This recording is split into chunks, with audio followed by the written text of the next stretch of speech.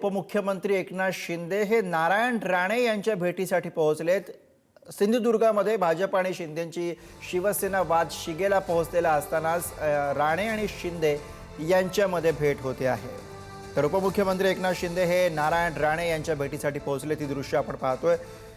एकीकडे सिंधुदुर्गामध्ये भाजप आणि शिंदेची शिवसेना यांच्यामध्ये वाद शिगेला पोहोचल्याचं आपल्याला पाहायला मिळते आणि अशातच राणे आणि शिंदे यांच्यामध्ये होत असलेली ही भेट। आणि याच विषयी आपण अधिक बोलूया। प्रतिनिधी चैतन्य गायकवाड सध्या आपल्या सोबत आहे। चैतन्य, कोकणातल्या राजकारणामध्ये विशेषतः सिंधुदुर्गामध्ये भाजप आणि शिंदेची शिवसेना यांच्यामध्ये मोठा वाद उफावून आला आणि अशातच ही भेट होते आहे। गुरु, आपण बघतोय की 2-3 दिवसांपूर्वी आमदार निलेश राणे यांनी भाजपच्या एका कार्यकर्त्याच्या घरी जाऊन खरं तर स्टिंग ऑपरेशन केलं होतं। या स्टिंग ऑपरेशनमध्ये त्या भाजप कार्यकर्त्याच्या घरी पैसे आढळून आले आणि हे पैसे निवडणुकीसाठी वापरले जातात अशा प्रकारचा आरोप आमदार निलेश राणे यांनी केला होता। आणि खरं तर या घटनेनंतर भाजप आणि शिवसेना यांच्यातील वाद जो आहे तो आणखीनच वाढला होता। निलेश राणे यांचे बंधू मंत्री नितेश राणे यांनी निलेश राणे यांना बळीचा बकरा बनवलं जात आहे अशा प्रकारचा निशाणा देखील ओढला होता।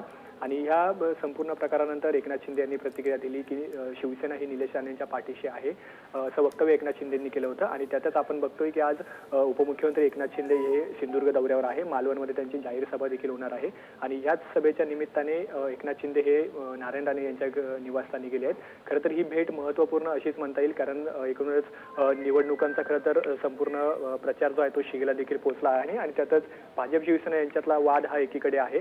आणि याच संपूर्ण आरोपांच्या पार्श्वभूमीवर एकनाथ शिंदे नारायण राणेंची भेट घेत आहेत।